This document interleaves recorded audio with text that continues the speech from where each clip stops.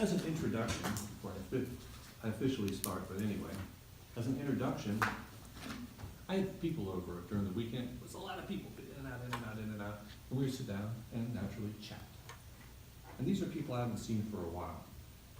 And I was stunned of all these ideas that people have, that some seem like they're from outer space. Now, I'm not, they could be right, I could just be ignorant. I mean, everybody's ignorant to some extent, no exceptions, I believe. But in any case, it made me think, why does everybody think so differently and so sometimes illogically? And so I sat down and I started thinking why this is, and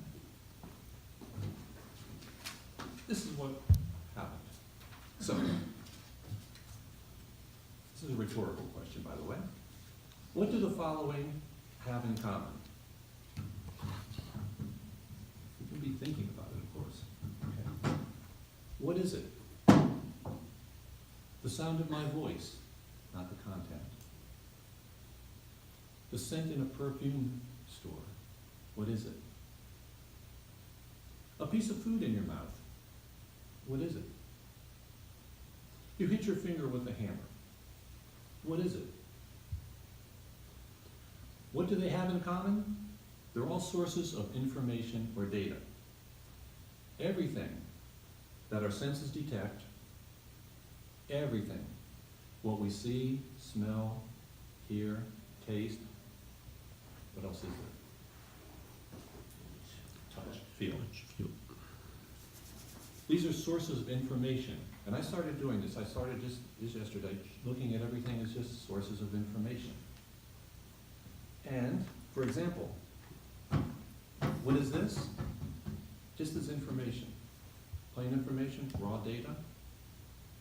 From where we were sitting, this is sort of a rectangular-ish box, right?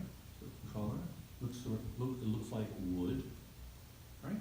That's raw data, that's it. Sound of my voice, is it soft, could be soft, loud, harsh, whatever it might be. Perfume shop. Raw data, could be floral, earthy. I don't know a lot about perfumes, but I'm sure you can have a lot more adjectives for that. Piece of food in your mouth, chewy, bland, not bland, spicy. You hit your finger with a hammer, that hurts. That's pretty simple. Ah, right? Maybe if you prime temptations or whatever it is, 10 precious words to describe what just happened. In any case, these are all responses of our five senses have received these things. And it's our five senses that makes all this real. And this is just the basics, basically. And all this, where every moment we're flowing through time, space, right? With all this information coming in. And we have stories on top of this information, and that's what this speech is about. The stories on top. And that's how people come up with ideas that can be, let's say, not aligned with what would seem to be reality. Like, peace is war, or war is peace. This was actually something people believed in back in the 60s. War is peace. And it's not. It doesn't take a lot of thought. But if you see people killing each other, right? Excuse me. If you see people killing each other, how are you going to arrive at that it's peace? You really can't, but people do. And here's some reasons why, basically. We have like all the five senses to bring in the information, right? We also have, that's external. We also have internal. We have an emotional body, and we also have a mental body. The inner ones have their own way to process. The emotional body adds color, it adds feeling, and it adds texture. But it also adds a positive or negative charge to what we're neutral, actually. Might not react to something. This is weird. Yeah. And all these are going to determine how we're going to perceive what's going on. Okay, so this is a lot going on in our experience that we can actually come up with and make people believe that war is peace. I mean, we we see it all the time. I want to give you one example right now that, this was about a year and a half ago, I believe. Does anybody remember about a year ago, year and a half, that there was 4 kids got measles up in Orlando? Anybody remember that? No? At the time, it was a really big deal. LA Times, front page, was over here for a little bit. And then they started passing laws that everybody should be getting measles shots. Okay? And the reason behind it, this lady who had come up with this, she says, she was like, fanatic, right? And she says, I don't want my kids to get the measles. My kids get the shots. Everybody should get measles shots. And if they don't, they should be fined or put in jail. This one guy wanted to actually, well, it's not okay. He wanted to hang them. He said they should be hung, but he was just being crazy, you know. I mean, he would never get away with that. In any case, okay, if my kids get them and somebody else's kids don't, I don't want them giving my kids measles. They should be responsible too. Now, on the surface, this sounds reasonable. Is that true? You want your kids to be safe, right? The thing is, if you think it through, which not that many people did, I found. If you think it through, if they have a measles shot for kids, they can't catch the measles, can they? They can. Yes. They can in reality, but as far as the actual, if you hear this, you say, oh, her kids are immune. Ours kids should be immune as well. Make sense? Okay.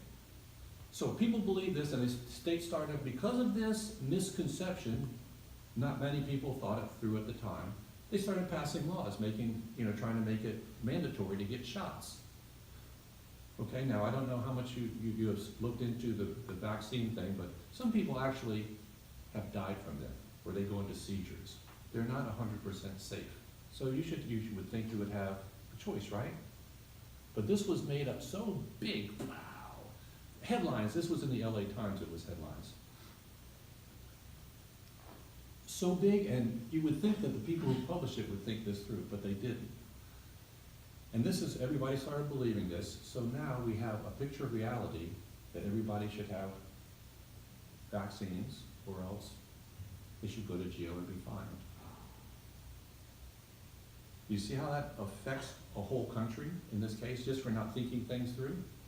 This speech also is about thinking things through. That's one of the cures for having all these ideas going around that are just not good. Like, for example, it's looking like and this is semi-political, but it's only as an example, it's not politics per se. And it's not blaming any particular politician to be, politically correct.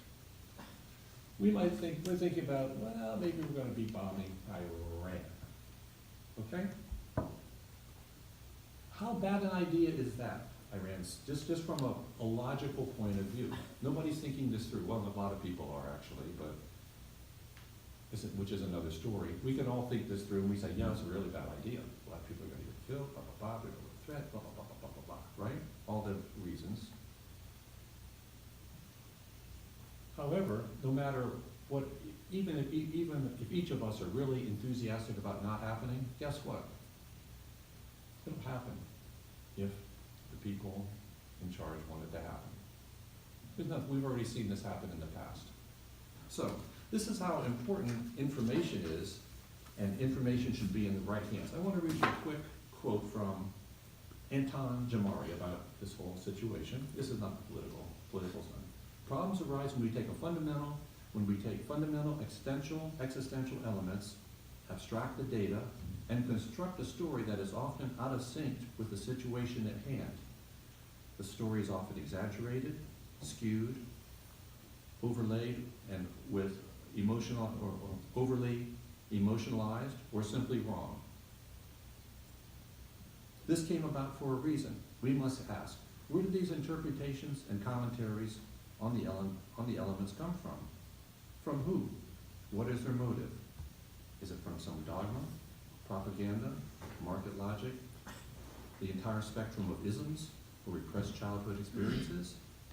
The delivery system for many of these sources include mass media, social media outlets, books, music, videos, etc. It is no wonder that we are confused and in many cases have built defensive walls around our beliefs. But what we don't know that we don't know. Even if the data is relatively clean, emotional coloring and faulty logic can lead to assumptions, expectations, and demands, all of which can lead to various degrees of friction and even war. I guess, to wind this up, the best way to do this is to try to find out what's fundamentally real. I was in the car today, driving down here, and I saw this lady looking over one, and I said, she's hollering at her kid. How did I know she's hollering at her kid? She might be singing along with some music in there. And I realized I wasn't looking at the raw data. Here's the raw data that I saw through the rear view, through her back windshield. That's it. That's all I can really go on, raw data. After that, then you build your story. But a lot of people say, oh, she's yelling at her kid. She might even have any kids in there, I don't know. But in any case, so good way to do this, as I am discovering, is to think things through rationally, refrain from reacting emotionally, because the emotions, and that's it. Once you start doing that, you're not thinking anymore, you're reacting. Reacting is not thinking. And like that, we can have a more accurate version of reality. And the best way to stay afloat in the water is to be in touch with your inner truth. It's a transcendental truth, rather than just mental and emotional. And we call this transcendental information wisdom.